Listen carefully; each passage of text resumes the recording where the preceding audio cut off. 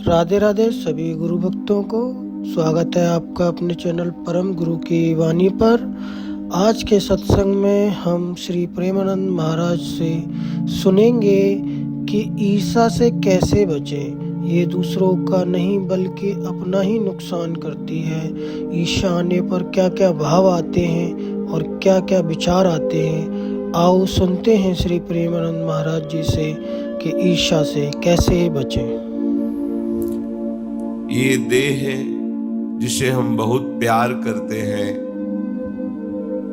इतना प्यार करते हैं कि इसे मैं की संज्ञा दे दी। मैं,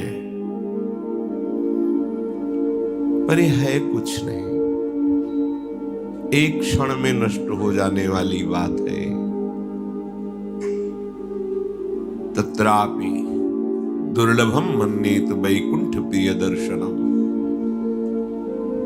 इस दुर्लभ संयोग का फल है कि हमें प्रभु के प्रेम में मतवाले भक्तों के संग से प्रभु में प्रेम हो जाए।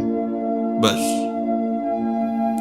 मनुष्य जीवन की दुर्लभता, धाम की ऐसी महामहिम कृपा, श्री लाडली लाल का ऐसा अनुपम अहेतुकी दुलार कि अपने जैसे घोर माया आसक्त जीवों को श्रीधाम की महामहिम रज में बैठने का सौभाग्य, श्रीधाम वृंदावन में आने का सौभाग्य और साधु समागम अत्यंत दुर्लभ।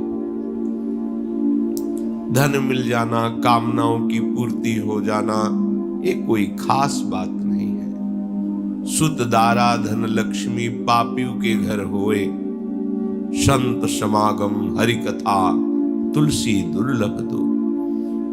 ब्राह्म मुहूर्त में परम पावन प्रियालाल के महल में बैठ करके भक्त भगवान की चर्चा सुनने का, कथन करने का ये जो हमें समय मिला है, इसको सार्थक कर लिया जाए।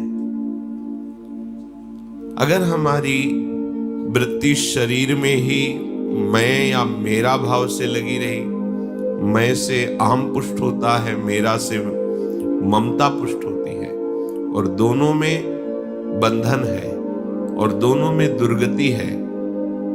इस देह में कोई खास बात नहीं है। इसके प्रति जो बहुत राग किए हुए हैं, देह स्थिमांस रुधिरे भी मतिम त्यजत्वम जाया सुतादिषु सदा ममतां विमुंच पश्यानिशं जगदिदं क्षणभंगनिष्ठं वैराग्य राग रसिको भवभक्ति निष्ठा।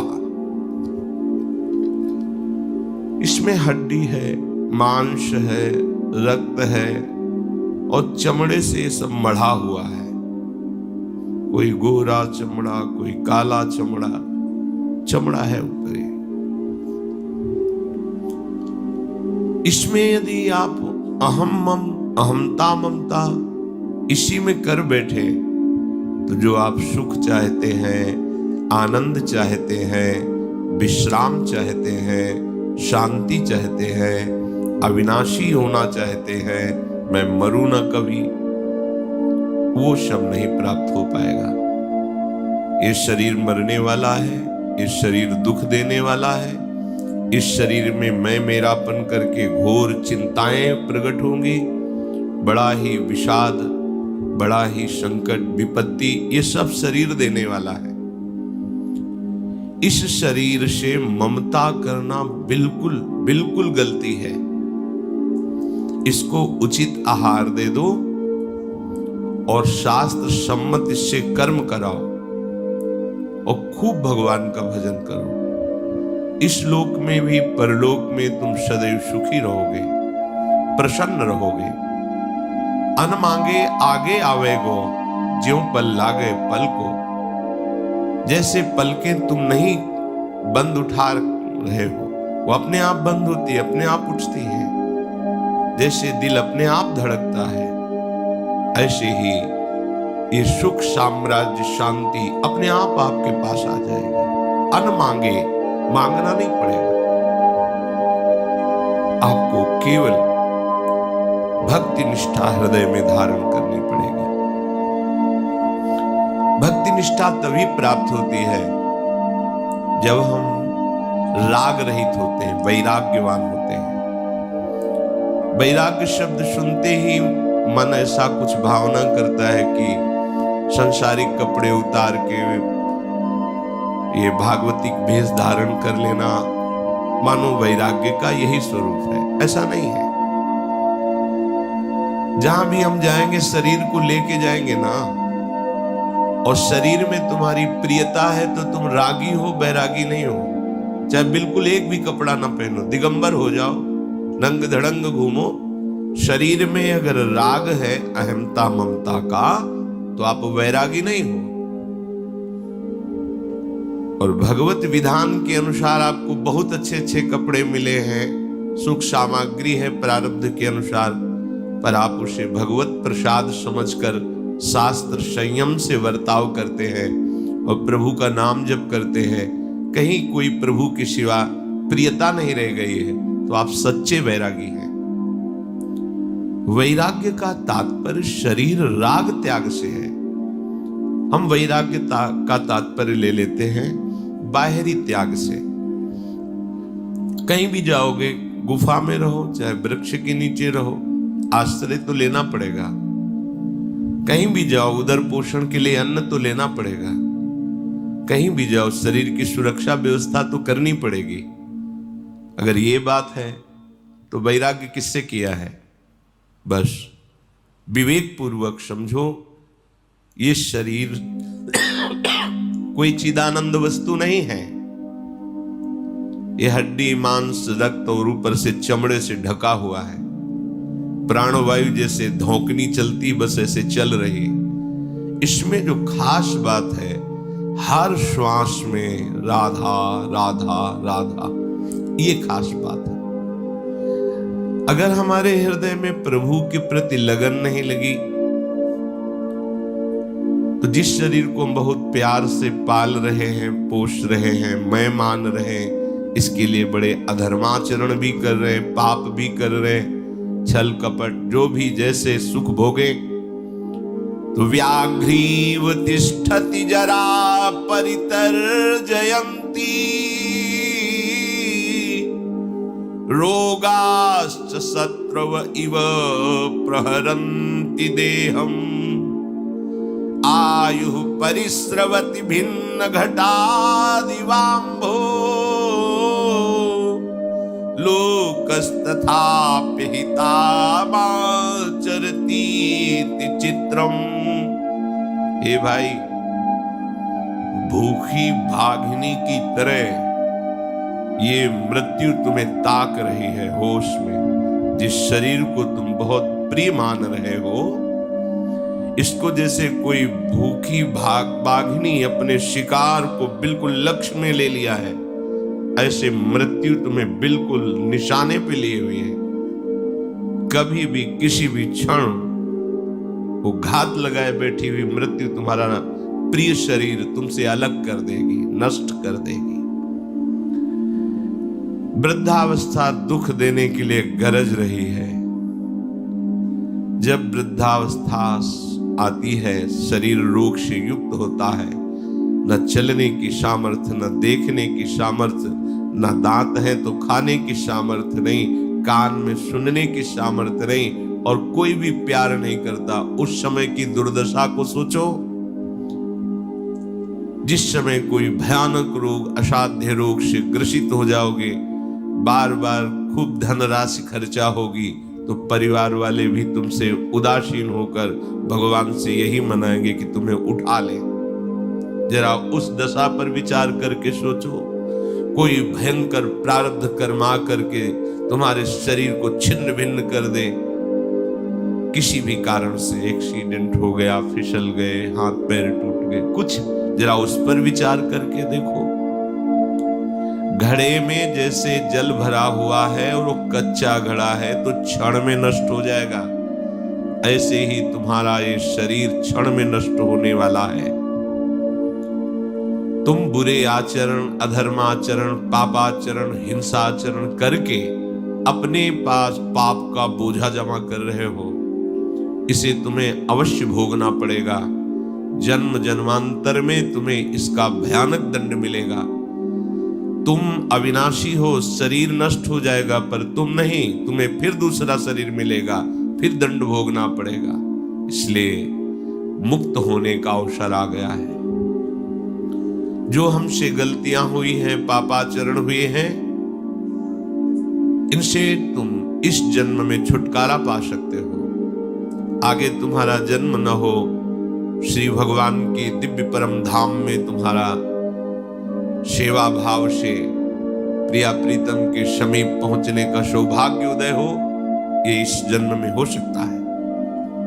प्रबल पुरुषार्थ करके, मन की मनमानी छोड़ करके, खूब नाम जप करते हुए, दूसरों को सुख पहुंचाने की भावना रखते हुए कोशिश करो। सब में आराध्य देव की भावना करो। इसी जन्म में तुम्हारे सारे पाप नष्ट हो जाएंगे, तुम्हारा हृदय शांत हो जाएगा, आनंद की उमगन आने लगेगी। अगर तुम भजन नहीं करोगे, खूब धन कमा लो, खूब वैभव एकत्रित कर लो, खूब मित्र बना लो, पर ईर्ष्याम छिंदि भज क्षमाम जहि मदम पापेरति मां कृताः सत्यम ब्रूहन याहि साधु पदवीं सेवस्व विद्वज्जनान् मान्यान् मानय विदुषोऽप्यनुनय प्रच्छादय स्वान् गुणान् कीर्तिं पालय दुःखिते कुरु दयामि तत्सतां लक्षणम्। तुम्हारे पास सब कुछ है, लेकिन तुम जलन से बच नहीं सकते। तुम्हें ईर्ष्या जला के राख कर देगी। तुम्हारे सामने तुम्हारे जो वैभव, संपत्ति, मित्रता, पद, प्रतिष्ठा है, उससे आगे वाले को दिखाया जाएगा। वो देखो तुमसे बड़ा वैभव वाला संपत्ति है, तुम जलोगे।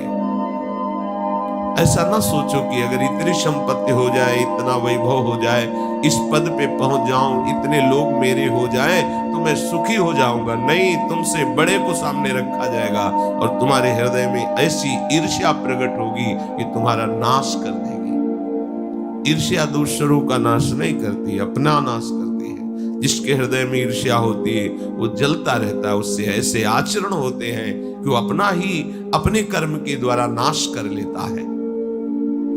इसलिए इस ईर्ष्या को मिटाने के लिए साधु संग के द्वारा प्राप्त विवेक से खूब भजन करो। भजन की वृत्ति हृदय में आएगी तो ईर्ष्या की अग्नि तुम्हारे हृदय में दाह पैदा नहीं कर पाएगी, शांत हो जाएगी। बुरा करने की मन में भावना बनी रहती है। बुरा कहते हैं जिसे संत सदगुरुदेव शास्त्र आज्ञा करते हैं कि ये नहीं करना चाहिए। हमारा मन उत्साहित रहता है वो करने के लिए। यही माया का प्रवाह है। आप विचार पूर्वक देखते हैं कि नहीं करना चाहिए, पर आप करते हैं क्योंकि आपके पास नाम की सामर्थ्य नहीं है, भजन की सामर्थ्य नहीं है, आपका विवेक पुष्ट नहीं हुआ है। इसलिए ना चाहते हुए भी मन बुद्धि के द्वारा ऐसे काम हो जाते हैं, ऐसी क्रियाएं हो जाती है जो हमें दुर्गति भोगनी पड़ती है। इसलिए भजन के बल से बुरे आचरण को त्यागो, भजन के बल से ईर्ष्या त्यागो, भजन के बल से बुरे आचरण त्यागो। तुम्हें जो धन मिला है, शरीर मिला है, रूप मिला है, विद्या मिली है, अधिकार मिला है, इसका अभिमान मत करो। इसे सेवा में लगाओ, सुख पहुंचाने में लगाओ। पारिवारिक जनों को, मित्र जनों को, ग्रामीण जनों को, देश के प्रत्येक नागरिक को जो हमारे समीप आ जाए, वाणी के द्वारा, शरीर के द्वारा, सेवा सामग्री के द्वारा, क्योंकि सब में मेरा प्रभु विराजमान है, ऐसी भावना से धन को सार्थक करो, यौवन अवस्था को सार्थक करो, विद्या को सार्थक करो, अपने पद अधिकार को सार्थक करो। दूसरों को दंड देने में नहीं, दूसरों को सुख देने में। अगर हम दूसरे का सुख छीन करके सुखी होना चाहते तो बहुत बड़ा भ्रम है। तुम ऐसा करोगे तो पूरे परिवार को भी दंड मिलेगा, क्योंकि उस छीने हुए सुख का भोक्ता जो जो बनेगा उसको पीड़ा मिलेगी, उसको दंड मिलेगा। थोड़ा विचार पूर्वक चलो। पाप कर्म निषिद्ध आचरण दुराचरण से आज तक किसी को भी शांति सुख प्राप्त नहीं हुआ। इसलिए ऐसे कर्मों से डरो। जैसे सांप को देखकर डर लगता है, ऐसे ही बुरे कर्मों से तुम्हें डर लगना चाहिए, क्योंकि वो बुरा कर्म ना तुम्हें सुख देगा, ना तुम्हारे परिवार को सुख देगा, ना तो किसी को भी सुख नहीं दे सकता। पर हमारा मन, हमारी बुद्धि ऐसा कहती है कि यदि हम ये बुरा कर लें, किसी का धन अपहरण कर लें, किसी के साथ जबरदस्ती कर, ऐसे आदि आदि, तो हम सुखी हो जाएंगे। सत्संग इसी बात का होता है कि तुम अपनी बुद्धि को पवित्र करो, गलत मार्ग से बचाओ और सत्य मार्ग में सत्संग, सत का संग करो, सत आचरण करो, सत चेष्टा करो, सद्भाव रखो। अगर आपने अपने को नहीं संभाला तो पीछे फिर पछताने से कुछ नहीं होगा। जब मृत्यु आक्रमण कर देगी या असाध्य भयंकर शरीर में रोग पीड़ा पहुंचाएगा, तब केवल सोच रह जाएगी, कुछ करने लायक नहीं रहोगे। अभी करने का अवसर है। इसलिए शास्त्र सम्मत महापुरुष जी, जितने भी संत महात्मा हैं, वो एक ही आदेश करते हैं, परांच खानि वितरणत स्वयंभू तस्मात् परांग पश्यति नान्तरात्मन कश्चित् धीरः प्रत्यगात्मानमैक्ष दावृत चक्षुरमृत त्वमक्षिम। हे भाई, जल कहीं भी छोड़ो नीचे की तरफ जाता है। सब संतों का एक मत है, सब शास्त्रों का एक साथ। अपने मन इंद्री को यदि स्वच्छंद छोड़ दिया तो केवल गंदी बात में जाएंगे। देख लो इनको, अच्छी भगवत मार्ग की, धर्म की बात में चलना नहीं चाहते। इनका स्वभाव है नीचे की तरफ बहना। वही अपने जीवन को सार्थक कर सकता है जो मन और इंद्रियों को स्वच्छंद ना छोड़े, शासन रखे इन पर। जैसा मन कह रहा वैसा हम कह रहे हैं, जैसी इंद्रियां कर रही वैसा हम करने दे रहे हैं। नहीं भाई, इनमें कोई बल नहीं है, ये तुम्हारे बल से बलवान है। ध्यान पूर्वक सुनिए। जो आप बहुत परेशान हो रहे हैं कि मेरा मन नहीं मानता, मेरी इंद्रियां नहीं मानती, जबरदस्ती हमसे ऐसा करा लेती है, भूल। ये तुम्हारे बल से बलवान होकर तुम्ही को पीड़ा पहुंचा रहे हैं, तुम्ही को ये नर्क दिला रहे हैं, तुम्ही को ये नाना प्रकार की योनियों में पहुंचा रहे हैं। तुम होश में हो जाओ। ये तुम्हारे बल से बलवान है, इनमें कोई बल नहीं है। तुम इनको सपोर्ट ना करो तो देखो ये कहां तुम्हें ले जाएंगी। इनकी सामर्थ्य नहीं। पर वो कहती है ऐसा करो, बस आप वैसे कर दिए तो आपके ही बल से वो आपका पतन करा रहे हैं। कोई भी मन इंद्री को स्वच्छंद छोड़ करके कभी भी सुख शांति प्राप्त नहीं कर सका। इसलिए मन इंद्रियों को स्वच्छंद मत छोड़ो। बाहर विषय भोग कर सुख प्राप्त करने की लालसा का त्याग करो और हृदय में सुख सिंधु भगवान तुम्हारे बैठे हुए लौटो। अपने इंद्रिय मन को हृदय में लगाओ तो वही सुख समुद्र लहरा रहा है। यहां घर में खोई हुई वस्तु को यदि बाहर खोजा जाए तो वर्षों खोजने पर भी नहीं मिलेगी, क्योंकि घर में खोई है। तो घर में प्रभु बैठे हुए, बाहर खोज लो नहीं मिलेंगे, लौटना पड़ेगा। घर में अर्थात इंद्रियों को, मन को बाहर से अंतर में घसीट के लाओ। राधा राधा राधा, तो यही पर्दा हटेगा, हृदय बिहारी प्रभु का साक्षात्कार हो जाएगा और आप सदा सदा के लिए दुखों से मुक्त हो जाएंगे। नाना प्रकार के द्वंद्व सदैव जलाते रहते हैं बड़े बड़ों को, जब तक भगवत चिंतन नहीं होता, भगवत आश्रय नहीं होता। जहां हमें धन का अभिमान, बल का अभिमान, विद्या का अभिमान आदि आदि जागृत हुआ तो ये इतना दूषित अभिमान है कि ये भगवान का विरोध शुरू कर देता है। कुछ नहीं भगवान, कौन भगवान, कहां भगवान, कैसे भगवान। ये देखो कितना गंदा अभिमान है। सर्वलोक महेश्वर जिनके आधार पर हम जीवित हैं, ये वायु, ये जल, ये पृथ्वी, ये अग्नि, यही हमारे प्राणों का पोषण कर रहे हैं। इसी से शरीर बना हुआ है और हम स्वयं उनके अंश हैं और उन्हीं की अवहेलना करने लगते हैं। अभिमान, इस अभिमान का नाश हुए बिना हमारे को आनंद नहीं मिलेगा। आनंद का अनुभव कराने के लिए, इस अभिमान को गलित करने के लिए सत्संग हो रहा है। विवेक के द्वारा समझिए तुम किस बात का अभिमान करते हो। तुम्हारे पास है क्या जिसको तुमने प्रकट किया हो? नहीं, सब मेरे प्रभु का प्रकट हुआ। हर वस्तु, अग्नि को प्रभु ने प्रकट किया, वायु को प्रभु ने प्रकट किया, आकाश को प्रभु ने, जल को, पृथ्वी को, उसी पंचभूतों से शरीर। और ये जो मैं कह रहा है, अंतःकरण धर्म में अहंकार, इसको भी जो बल मिल रहा है वो प्रभु से।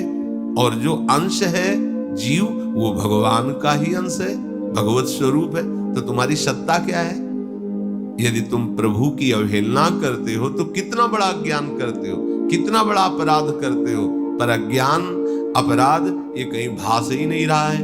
बस मूढ़ता लिए हम दौड़ते चले जा रहे हैं। इसलिए सावधान होकर एक एक श्वास प्रियालाल के नाम में, प्रियालाल के चिंतन में लगाइए। धन्यवाद आप सभी का। ऐसे ही श्री प्रेमानंद महाराज के महत्वपूर्ण वार्तालाप, सात्विक वचन और सुविचार को सुनने के लिए हमारे चैनल को लाइक करें, सब्सक्राइब करें, शेयर करें। धन्यवाद। जय श्री श्री राधे राधे।